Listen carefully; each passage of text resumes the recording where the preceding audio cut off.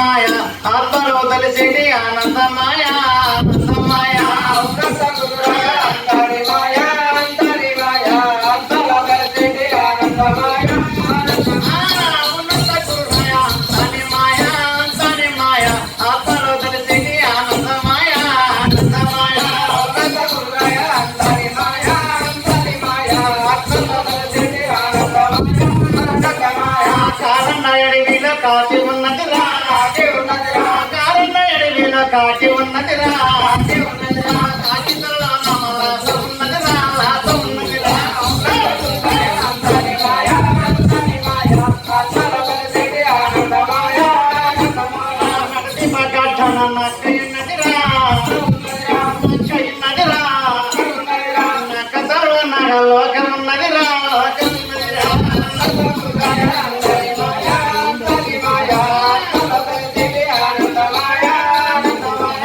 కొమ్మ మీదను ఏ కొమ్మ మీదను చిలకయున్నదిరా చిలక గొంతులో రమ్మ పలుకులున్నయిరా పలుకులున్నయిరా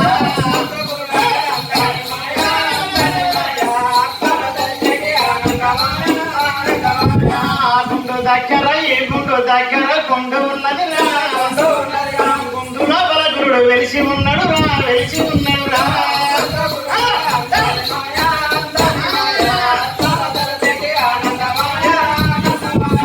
పల్లె దగ్గర ఈ పల్లె దగ్గర పల్లె ఉన్నదిరా కందిమల పల్ల బ్రహ్మ వెలిశాడు రా బ్రహ్మ వెలిశాడు రా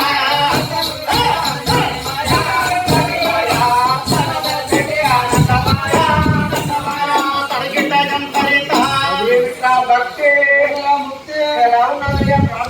చూడు మిత్రమా గుండు లోపల గురుడు వెలిసినట్టుగా రాయిని కూడా పూజించి ఆ కుంకుమ పసుపు వేసి ఆ దండం పెట్టుకుంటే రాయి కూడా శిల్ప భగవంతుడిగా కనిపిస్తున్నారు. అయ్యా శ్రీ లక్ష్మీ నరసింహస్వామి విష్ణువతారం ఆ రాజు తమ్మలో వెలిసాడే భగవంతుడు. మరి అందుకోసము భక్తులందరి కథ ఎప్పుడెప్పుడు అని ఎదురు చూస్తున్నారు. మరి ప్రార్థనతో కనమరంగా అనుకుంటూ కథలతోనే ప్రవేశిద్దాం. అయ్యా అదే సోదర భారత వీరులు సోదర భారత వీరులు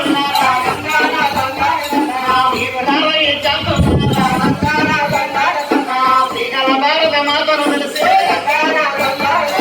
కాళిదాస భర కౌరుల తెలిసే చూడు గుమ్మటలు తాది మీనగా రకతావగి తాది వచ్చముల తాంబర కథ వినుడే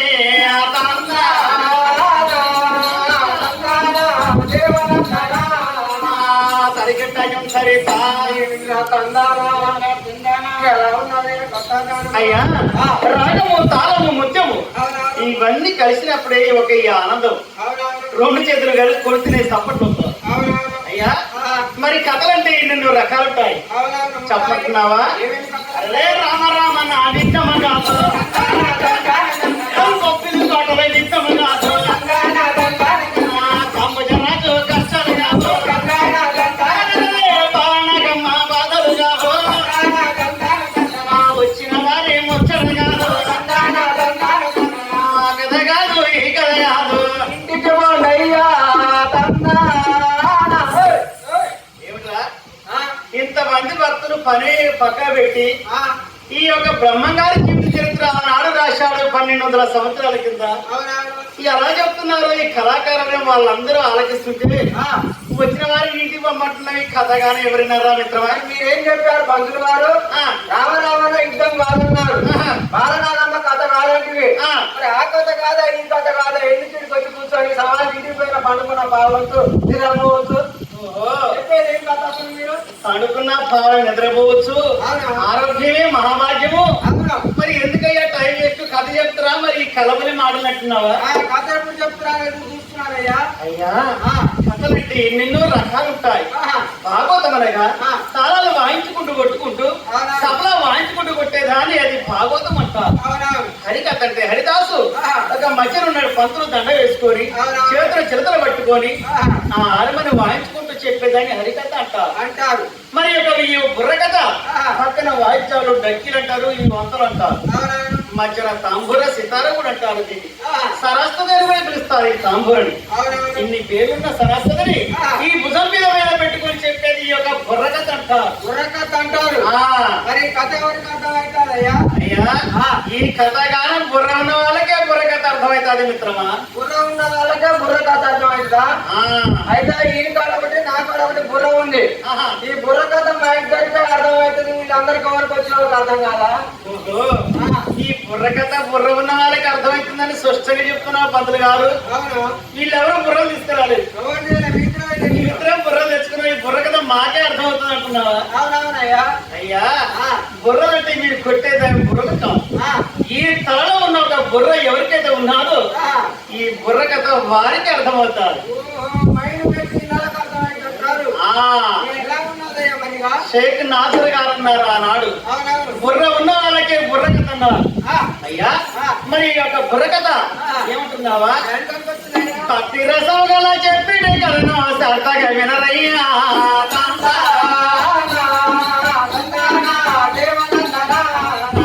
వాళ్ళని చేయక చిన్నలు పెద్దలు ఆలకించరయ్యా.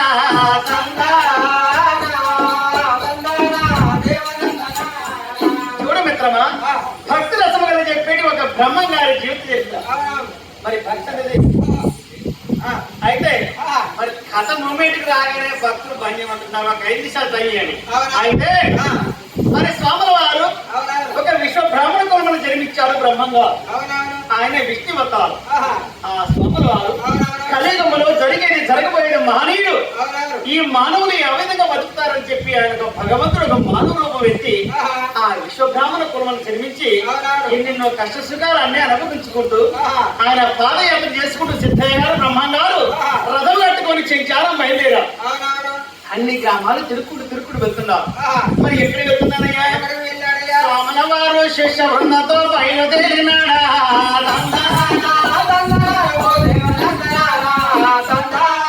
స్వాముల వారు శిష్య బృందంతో బయలుదేరినాడా.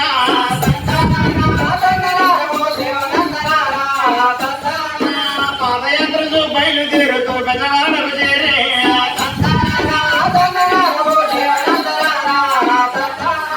కృష్ణానదిలో స్నానం చేసి ఇష్ట దేవతలను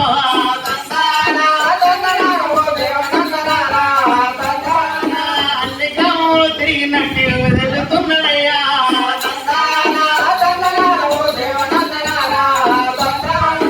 అగ్రహారము బ్రాహ్మణోత్తములు బండి కంఠం వచ్చే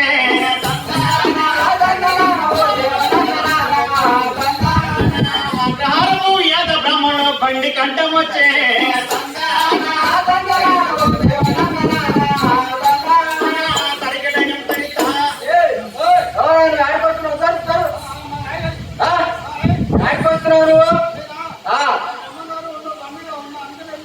బ్రహ్మంగారు నువ్వు కలిసి పాదయాత్ర చేసుకుంటూ వస్తున్నారా?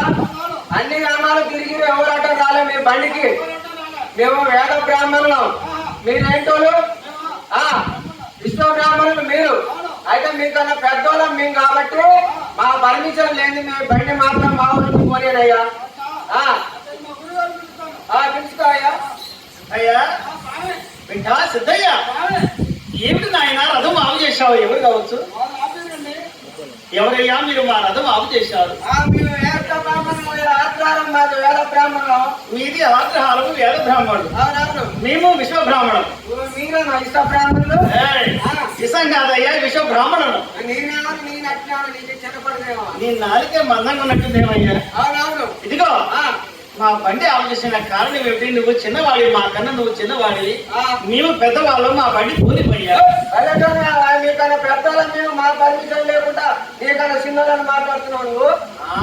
మీకన్నా పెద్దవాళ్ళం మేము. మీరు వేద బ్రాహ్మణులు మాట్లాడి పెద్దవాళ్ళ. అవును మరి, మీ విశ్వ బ్రాహ్మణుల కన్నా మేమే పెద్దవాళ్ళం.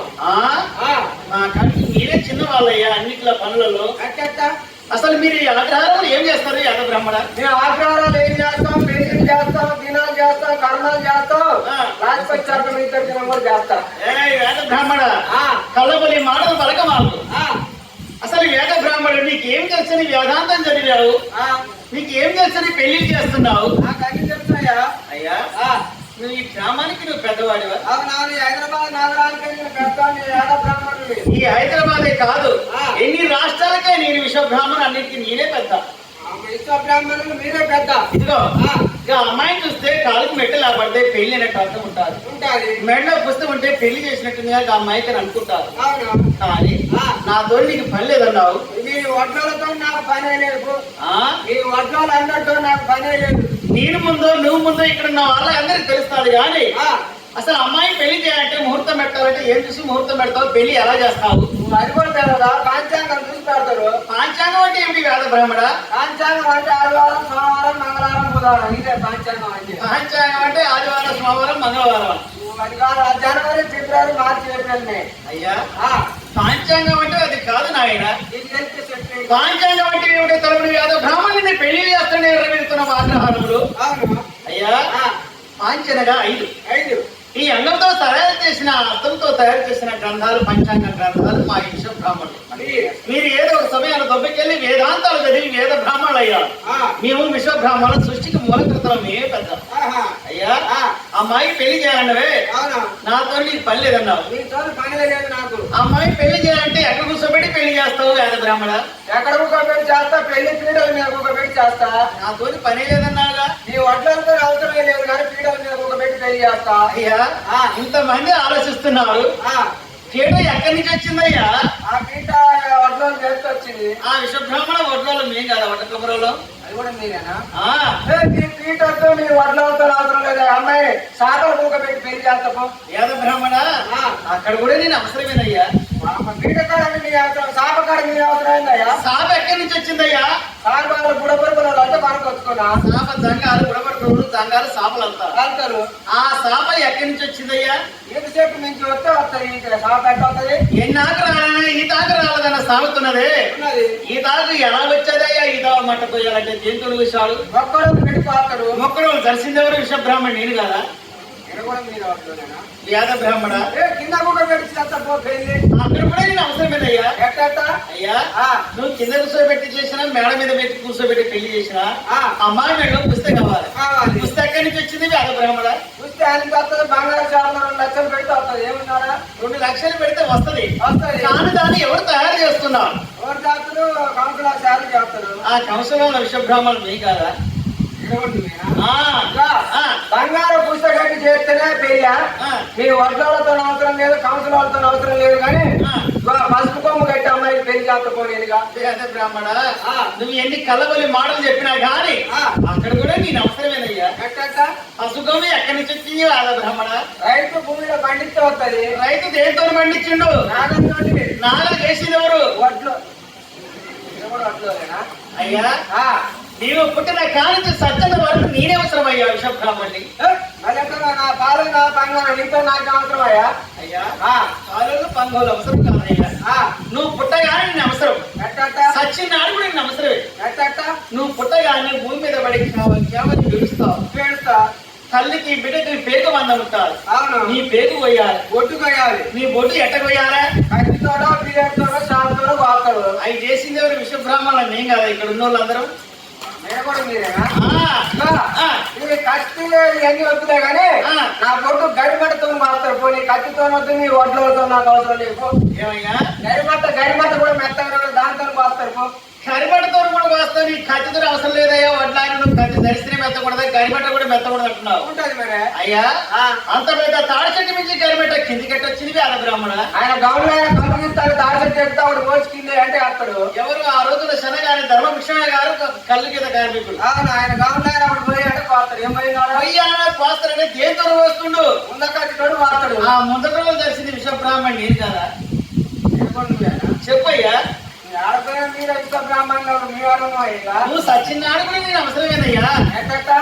నువ్వు సచ్చినాడు నువ్వు ఎన్నో కోట్లు సంపాదిస్తావు, ఎన్నో ఆటలు ఆడతావు, పాటలు ఆడతావు. అవును కొంతకాలం ఏనాడికైనా నువ్వు తల్లికి భాగ్య ఇక్కడ ఉన్న వాళ్ళందరూ కలియుగం మీద మానవులందరూ కూడా అవును నిన్ను ఎంత భగవంతుడు నువ్వు ఎంత సంపాదించినా కానీ నువ్వు సత్యనాడు నీ ఇంట్లో భార్య అక్కడ పూజించుకుంటూ సమాధి చేయడు. అయ్యా నిన్ను ఉరివేటికి మోసుకుపోవాలి. ఎట్లా మోసుకుపోవాలయ్యా? ఆడలు మోసపోతారు. ఆడ ఎట్లా కొట్టిరు? సాగర్ వాళ్ళు అర్జెంచుకోడతారు. సాగర్ వాళ్ళు దేంతో కొట్టిరు? గొడ్డలతోటి. గొడ్డలు చేసింది ఎవరయ్యా? వడ్లు. ఆ విశ్వ బ్రాహ్మణులు మేం కదా. కూడా మీరేనా? అయ్యా నీవు కట్టుకున్న బట్టలతో శుద్ధంగా నాయనయ్యా.